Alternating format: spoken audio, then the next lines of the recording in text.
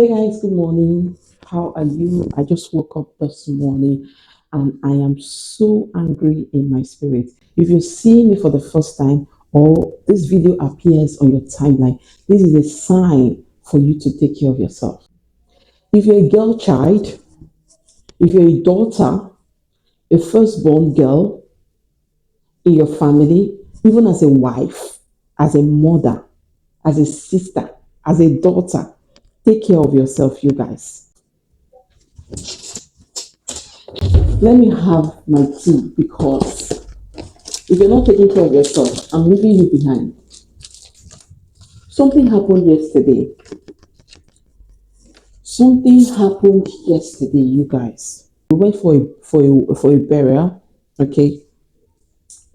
There's this colleague of mine. We worked together like 5, 6 years ago, and we're close. We're not too close, but we have a good working relationship. So she's a party to all anyway. She's a very jovial person.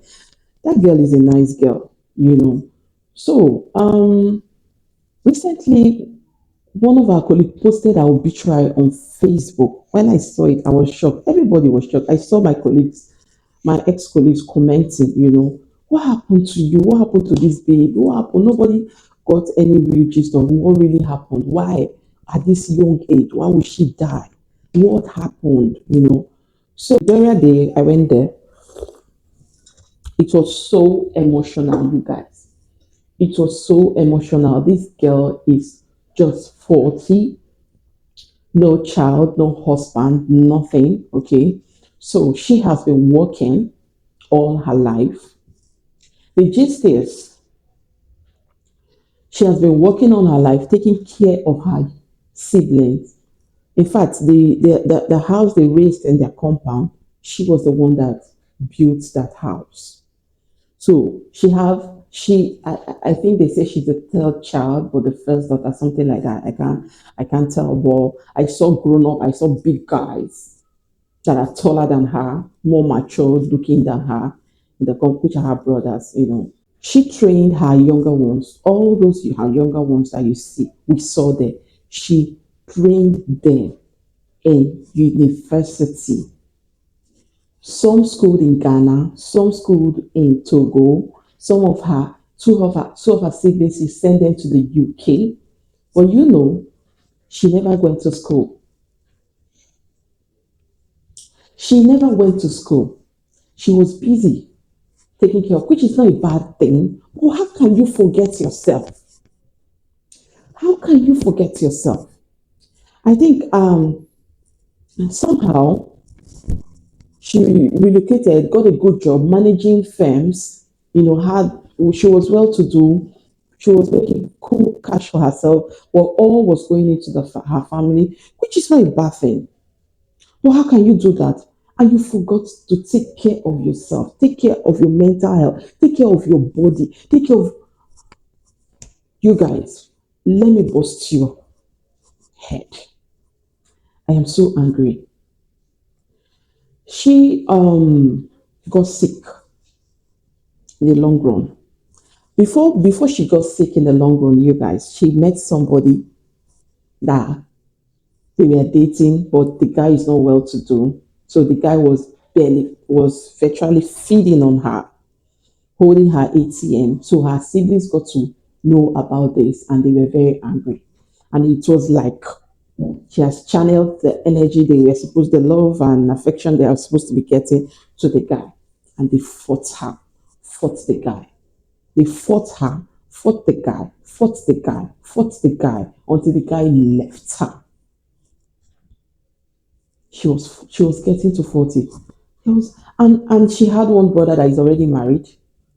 I think he has a child. I'm not too sure about that. But they don't want her, even if this guy is not working. If she said this is who she loves, why are you stopping her? Who are you to stop her? Is it your money? Is it right for her to be training you grown-ups? And you don't want her to build her own self, build her own, do what she wants for herself. They fought this guy, and this guy left her, and she's not married yet. They ganged up. I think at the end I think at the end of the day, she like left the guy, and the that thing brought quarrel. I don't know what really brought quarrel. The gist was the quarrel, the whole thing began up against one person, which is the breadwinner, and they kept malice with her. She felt sick. She had cancer. She never knew. She went for the operation successfully the first time. And there was this thing, this story of they are putting what's it called, rod in her.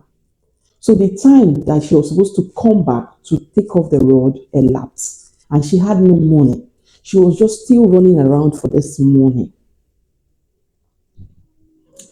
trying to gather this money, and time was almost gone. When she went to the hospital, the iron was eating up her flesh from inside.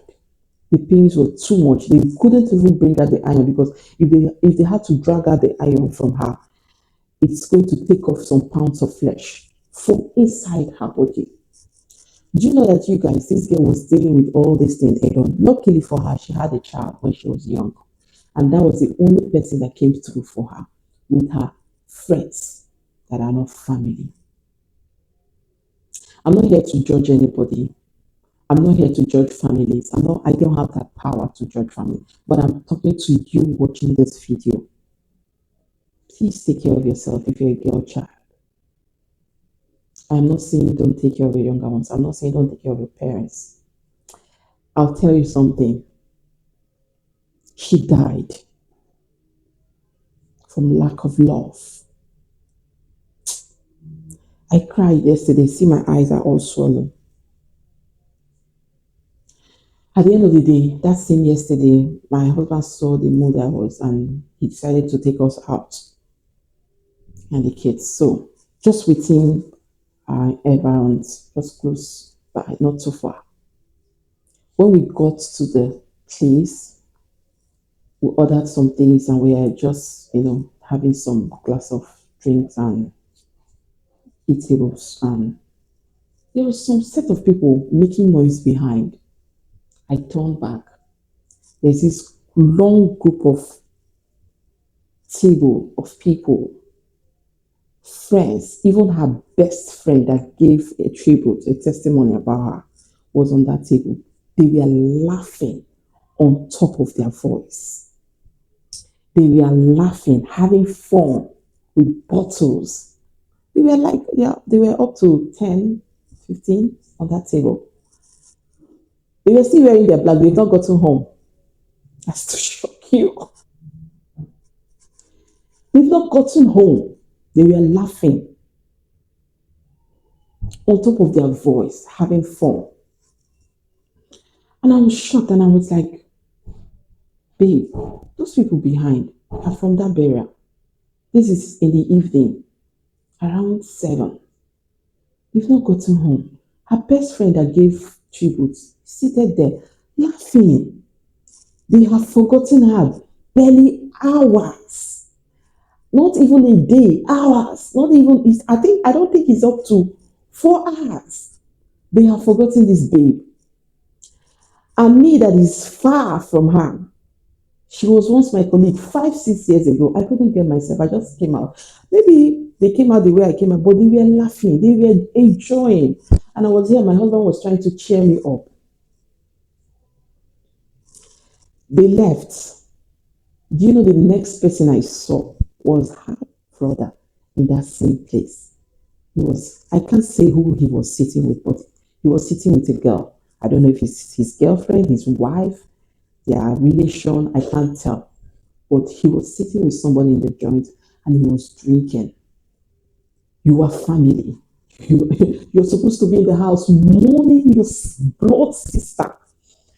There's no excuse for this. We can excuse the friends. We can excuse them. They are friends. You are the blood sister, blood brother, rather. She's, oh my God. You are already outside of the house. In my place, in Igbo land, you don't do that. I don't know if it's Gen Z stuff, or I mean, you just lost somebody. This is not about being Gen Z. This is not about the way of mourning and forgetting.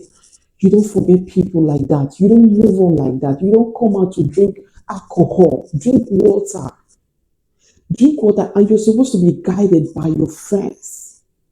Your friends are supposed to sit with you to come. I know you're a man. You will say you're a man.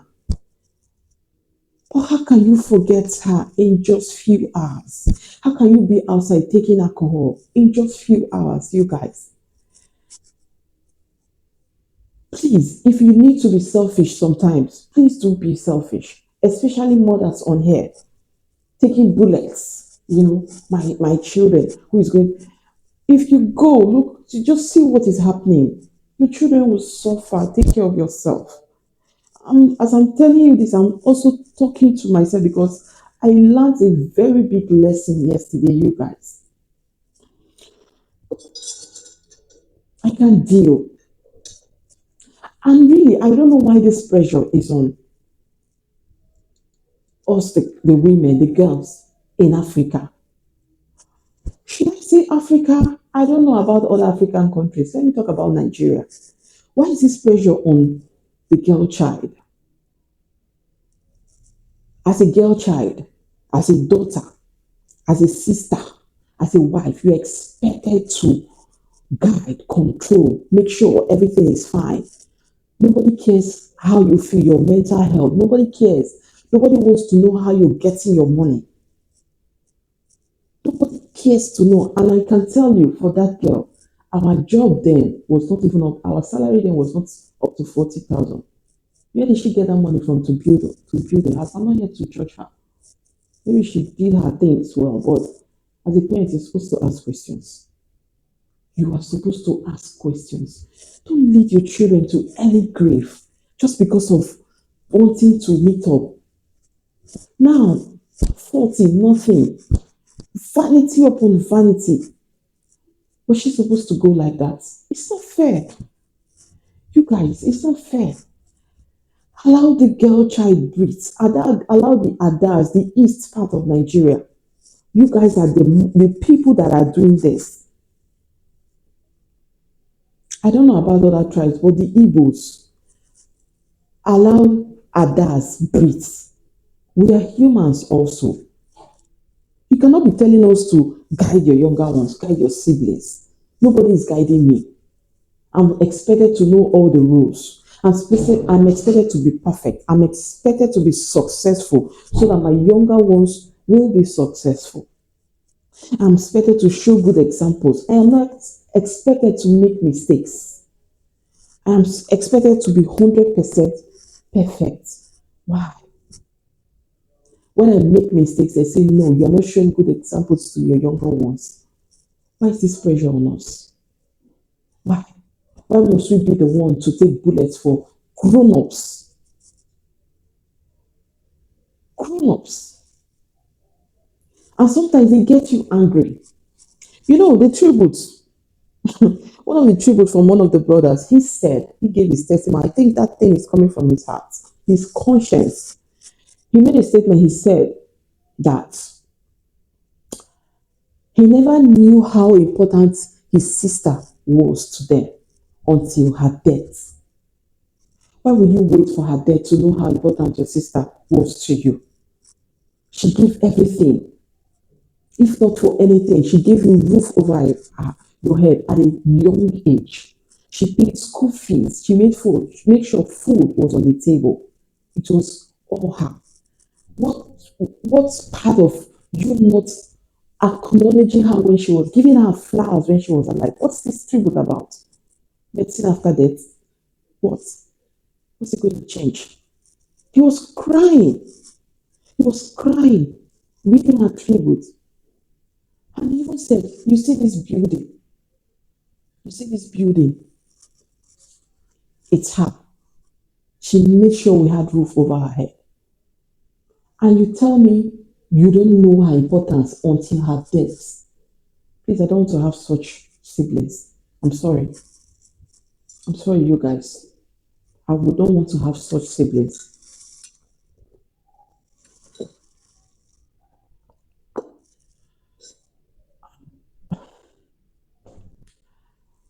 I'm not happy. I woke up since 3 a.m. contemplating, thinking about this. It doesn't make sense. It doesn't make sense. You struggle. I don't know. We are not to question God, but sometimes we are mere humans. I just looked at her poster there and I was like, and someone was saying she fulfilled her purpose on earth without achieving anything for herself. I know it's all about God. I know we've made mistakes. And she met with God. She had the opportunity to meet with God. She joined so many prayer groups, hoping that God will heal her. She at the, but I just feel it's not supposed to be like that. Why not celebrate people when they are alive? Why in death we start crying and, saying things? Why? Why? The person is not there to. Sometimes, hello, how are you can make someone live longer. How are you? How are you faring? My sister, how you did? My brother, how you did? Those things are important. How can she be in that condition? You have the mind to quarrel with your sister, even in sickness. It's a church group that she attended that made her to say, forgive the unforgivable. I think there's a portion in the Bible that they preach to her and they encourage her to go meet her younger ones and beg for forgiveness, which she did. She went and knelt down before they accepted her. What was her reason? What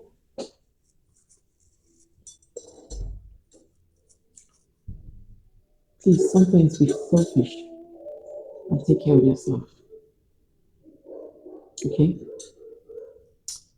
Coincidentally, I was reading my morning devotions this morning. I'm going to talk more of my morning devotion because um, I think I'll be using my platform to talk about God. And the portion was talking about not to worry about tomorrow. Tomorrow will take care of itself. God was encouraging us. Don't worry about tomorrow, what you eat and what you will drink. Don't worry about families too much. Worry about today. Tomorrow will take care of itself. I think that girl was busy planning other people's life and nobody cared about her. You guys, take home for this morning is take care of yourself, take care of your mental health. Anything that makes you happy, please do it as long as it's pleasing to God. Please do it. If it means to fix your nails, please do. If it means to buy a cup, self care, a mug, if it means to drink water every morning, please do it. Please do it. Jesus has already sacrificed his life for us. You are not meant to sacrifice your life. Take care of yourself. All right? Peace out.